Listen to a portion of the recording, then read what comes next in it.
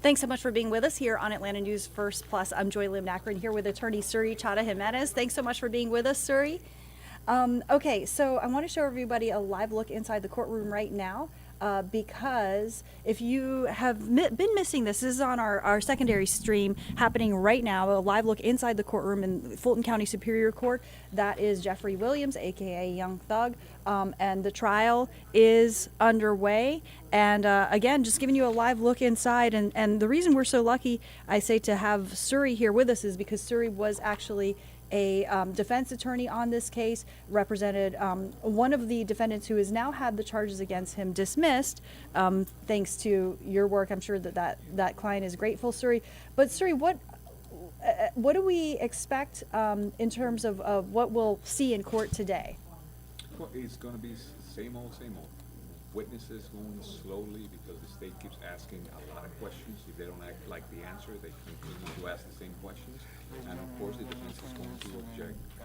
And that's what has been going on with apparently every single witness. We are on, what is this, day 4 of the actual trial. So we'll see how it goes. So of course, Suri's got his own opinion because Suri was a defense attorney on this case. But Suri, I just do want to share with our viewers that in terms of the morning session, if I can pull up a little bit of video of the morning session here. Well, this looks like some surveillance video that we are looking at. But the morning session, as far as what we have seen today, it is focused on Quantavious Greer, who is the older brother of Jeffrey Williams, the acclaimed rapper Young Thug. And Quantavious Greer has really been the focus of the testimony in terms of the morning session Wednesday morning. It's really actually day 7 of this trial. And an officer testified today about an arrest of Greer in 2020 in an incident involving a firearm. Defense, though, again, took the opportunity to point out how the officer did not make any mention of gang activity in his report. What is your response to that, Suri?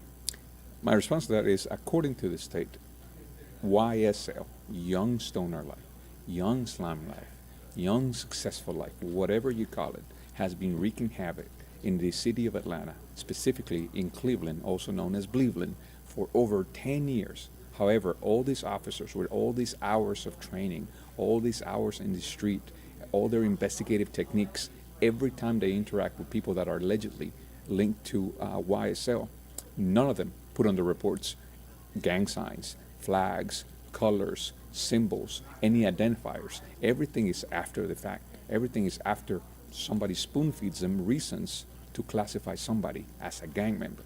And if it's not obvious, then is it really even a gang? Like, you have to, there's a lot of things that are obvious. Then when there's common colors, common clothing, common signs, that should be obvious. You should not need an expert to tell the jury, hey, these people are in a gang.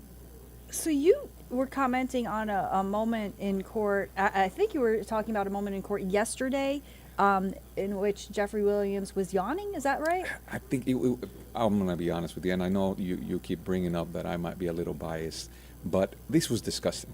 As the state was making comments to the court, at one point, Mr. Williams, it looks like he stretches, right? He's stretching, and the state says something along the lines, and Jeffrey Williams, who just yawned, implying that he's bored or he's tired or he has some disrespect towards the court or the jurors. You know what? Everybody's tired. You're sitting in those uncomfortable chairs. Look at the chairs they're sitting on. They're not as nice, comfy, plushy chairs that the state has. They're just like foldable chairs, and they hurt. They hurt your back. You're there for hours. Not only that, let's not forget that Mr. Williams and his co-defendants are actually in custody, while people like Donald Trump and the other 18 co-defendants that try to usurp democracy in Georgia are all out on bond. The defendants in the YSL trial are not. They are housed at Rice Street. They're also housed at Cobb County, the Cobb County Jail, because for safety reasons, so they claim. They are woken up at 3, 4 in the morning every day, put on the paddy wagon, driven to court, held in a holding cell with concrete benches, They are absolutely tired. I am surprised they're even able to stay awake. I couldn't do that.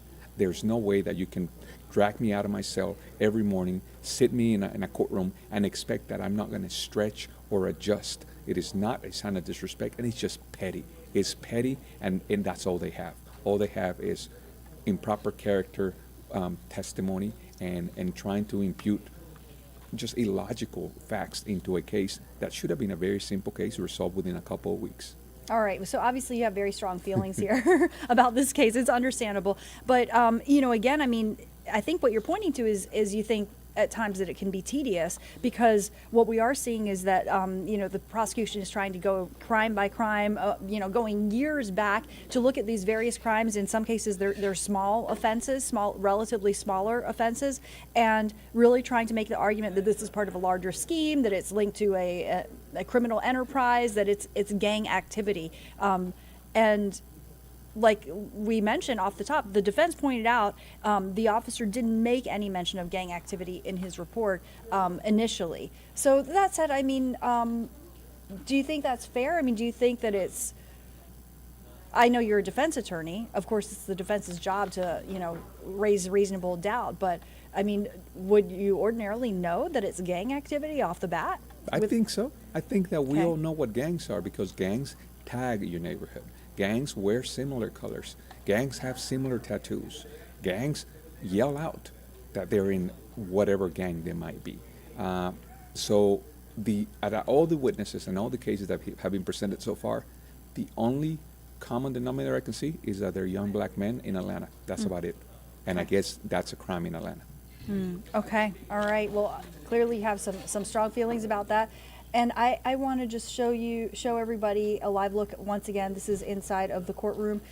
You're looking at Jeffrey Williams, who is really alleged to be the ringleader of what is alleged to be a gang, YSL gang, of course, on the defense side. Defense attorneys claim that stands for a record label, YSL, Young Stoner Life record label. But, we're just, again, we've got this analysis here on our primary stream, but if you just want to watch the gavel to gavel coverage inside of the courtroom, you can go to our secondary stream. That's our special events stream. For right now, though, I want to turn to another case that we are following as well, and this is concerning the Atlanta Public Safety Training Center. And we're looking at video from one of the protests here, and the reason we're back on this topic is there's some brand new developments here. The first trial has been set in the RICO case against some of the protesters here. So there's 61 protesters who have been indicted under the RICO statute of Georgia, and the first one of those, Ayla King, is set to stand trial on Monday, and this Ayla King is facing one count of conspiracy to violate the state's RICO Act. Also is accused of trespassing into the DeKalb County Forest on March 5th of 2023 by joining, quote, an organized mob of individuals designed to overwhelm the police force in an attempt to occupy the DeKalb Forest and cause property damage. That is the allegation. This is in the indictment. But Ayla King is actually represented by our guest, Suri Chata Jimenez. Suri, we're really grateful to have you as a resource and you joining us here. I know you can't really say much. What can you say? I can't say anything. We are set to start trial on Monday. When the trial is over, I'll be more than happy to come back and talk to you about anything you want to ask. But at this point, the judge today issued an order where I am not allowed to make any comments. So as much as I would like to talk to you about this, we might have to move to a different topic. I'm sorry. Well, I think there's certain questions I can't ask you. Number one, can you confirm you are representing Ayla King? Absolutely. I am the attorney of Ayla King. And Ayla King, who identifies as a they or their, correct me if I'm wrong? Yeah, they are scheduled to go to trial on Monday. Okay, and Ayla King would be the first of these 61 defendants to go to trial on Monday. This trial date comes after you filed a motion for a speedy trial. Is that correct? That is correct. Okay. So public record, so that's out there. Okay, and that's all you can really say. At this point, yes, I'm sorry. I wish I could say more. Okay, all right. So we're going to keep following that, of course, and then afterwards, then we'll invite you back and we'll have to pick your brain. But again, the first of these 61 defendants set to stand trial. And you mentioned you can't talk about things that are on the public record. What else can you share that is on the public record? This defendant, correct me if I'm wrong, is not from Georgia. A lot of the defendants are not from Georgia, but again, I cannot make any comment. Most of the defendants Yes. not from Georgia, actually. Yeah. Okay. All right. Well, this is a story that we're going to follow closely. But look, in the meantime, just want to direct everyone's attention back to the live court coverage that we're providing inside the Fulton County Superior Court, the YSL trial underway. What is it? We're just kind of looking from the outside. Looks like they're going through some surveillance video. What do you think is going on here at the moment, Suri? Well, they're talking about Greer's charges that are in the indictment. One of the alleged acts that support the RICO conspiracy was something that Mr. Greer was accused of. What's interesting, though, is that he already closed out his case. He closed out his case, took a deal, took a plea. I think it was an Alfred plea, meaning that he was not admitting that he's guilty, but he was also not contesting the charges. It's like a NOLO for felonies. And he was sentenced to something that was apparently fair for his participation in whatever he happened to do or not do, and it was probation. Mr. Greer is back in prison right now because he violated the terms of his probation. However, I think it's important to note that they are accusing him as being part of a group that wreaked havoc in Atlanta for years, and the punishment for that was probation. And that's probably why a lot of these young men ended up taking deals, because you could either stay in jail, stay in bedbug Rice Street, and wait for months for your trial to be over, or you can go home if all you do is answer a few questions. And as much as some people might call that snitching or being a rat or whatever, it's hard to say no to such a good offer. You go home and you get to hug your family and you get to enjoy the holidays if all you do is say that, yes, YSL exists and YSL is a gang. So we will see what happens with this, but it's just troublesome that they're using whatever he did against all the other people. All right, Suri Chata Jimenez joining us with analysis. Suri, how can viewers get in touch with you, especially if they need legal representation? I'm be stuck in trial for a while, but you can always call me, email me, text me. Text is best. So just look up my number. That's my name right there. You can Google me, and I'll get back to you as soon as I can get out of court. You're always busy, so I am always busy. you never get out of court. All right, let's show everyone another live look inside the courtroom. Again, if you want to continue watching our gavel-to-gavel coverage, just go over to our special events stream, our secondary stream right now, and you can watch what is happening in day 7 now of the trial against rapper Young Thug, aka Jeffrey Williams, and 5 co-defendants on RICO charges and numerous other charges, but we're going to keep following that. And thanks so much for joining us here on Atlanta News First Plus.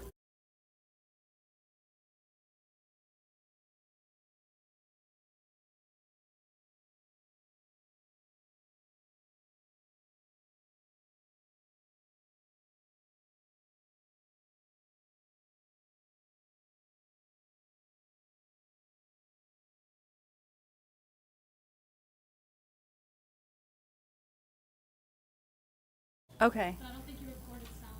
All right. So can Sorry. I'm going to cut him over to that camera again. Yeah, you turned off YouTube. Yeah.